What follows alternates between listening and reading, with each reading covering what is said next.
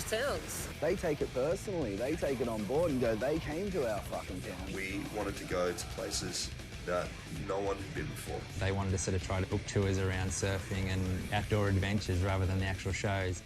So we came up with the idea of the All Ages Assault Tour.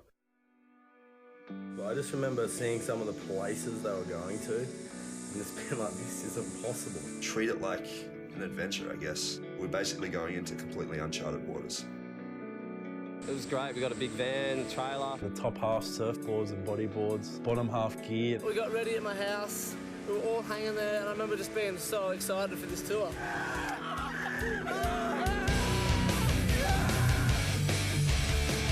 It's fucking over!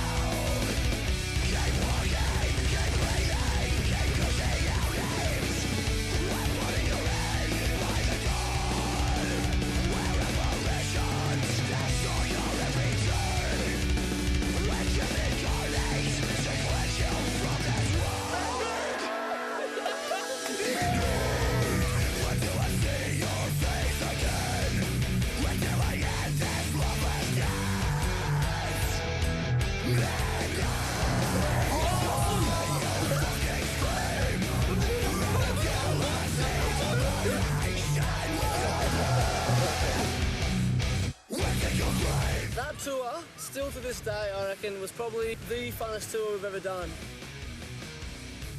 It was like going on a surf trip, but we were going to play shows. Parkway were playing like the littlest towns ever and still pull like 1,000 people. We basically lived life. It was great. That's the kind of thing that opens up things for not only other bands, but it influences kids in those areas to start bands of their own. It's fucking awesome. Winston shook my hand. Until I see your face again, until I end this lovely dance. Until I see you fucking scream, and until I see the moonlight shine with your blood. Until I see your face again, until I end this lovely dance. Until I see you fucking scream, and until I see the moonlight shine through.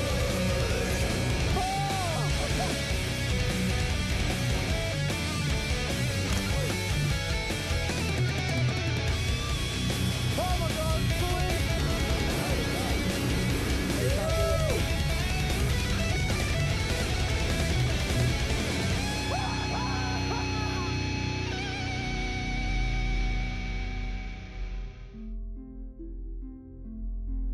After the All Ages Assault Tour, we'd done it all. We'd toured everywhere we could. I remember Graham trying to get us on some tours overseas because that was the only place we could go. We toured Australia to death. There was definitely some interest. We were getting emails and MySpace messages from kids, but there was no interest as far as labels, booking agents. We didn't have an actual release overseas. We had no friends overseas, really. Had no idea if people actually knew knew of our band. We wanted to head to Europe, but we had nothing. No one was keen to risk putting us on a tour. We'd been trying for probably 3 months, and I remember just us being all frustrated. We had no tours coming up, and we just said, fuck this, we can't wait forever. Let's just go ourselves.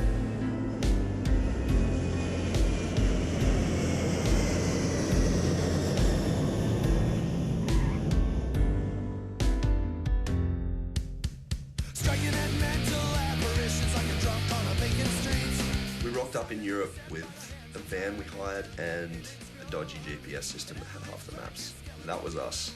We had a few random shows booked, but somehow pieced together. The fact that no one was sort of even knew the guys made it pretty hard to get on actual support tours. We basically heard of shows via people and just tried to jump on them. Is this the show? Check it out. Give it a check out. In Nottingham. First time Parkway Drive came to Europe, the turnouts were pretty low, like 50 to 100 kids maybe. They played basically shows they booked themselves or friends hooked them up. We'd call like Graham up and say, have you got anything for us? And he'd say, oh yeah, there's a show in Belgium. So we'd drive from England across to Belgium to play a shitty show, and then we'd be in Belgium and say, what now? Just the approach itself is very rare, and I haven't worked with a band yet that has done a similar thing. All of a sudden, going from playing sold-out shows to 1,200 kids to half-empty venues of 15 kids. But the feedback and response was just like when we're starting out in Australia. You could see the momentum building. Kids were coming to like 2 or 3 or 4 shows. They weren't even signed to a label, and they were pulling kids all across Europe, and then like people just had to start taking notice. In case you guys don't know, we're Parkway Drive from the other side of the fucking world. And we're fucking stoked to be here. Thank you guys so much for having us in your town.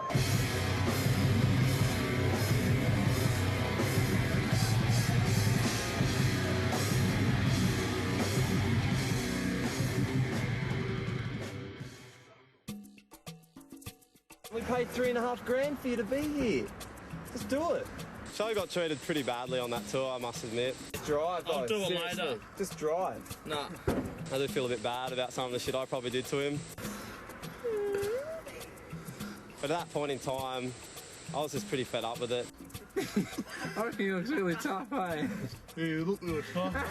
Yeah, I got written off a lot. Jed Gordon, the most fucked up human ever to grace the planet. Chad's been with us since the beginning. He's just so gross. He went through this phase, he's put on heaps of weight, he's just fat and shit and lazy. Pretty much chose the dude that's had the munchies his whole life. We brought him over to Europe because we thought we needed a hand.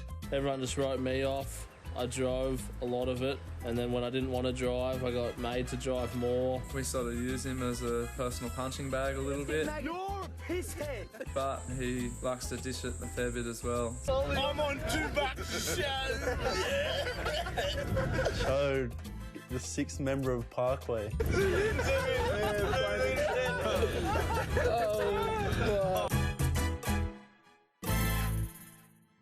Winston's voice blew out because he got sick from all the cigarettes in Europe. We were playing a show in Wales. My lungs started aching and my health in general just went down the drain. So we thought, we can't play the next show, or we can get Chode to sing it. And I was like, nah, it's not happening, eh? There's no way I'm doing this.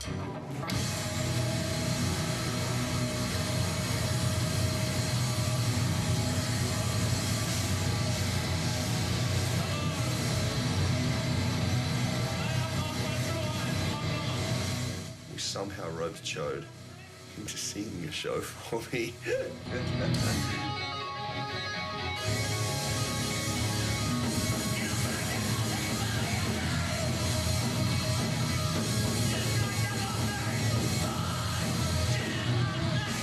He wore these pink trackies, With his socks pulled over the top and his green slippers. hoodie, hat, just covered himself right up. Most of the set was them stuffing up because they were laughing too hard at me.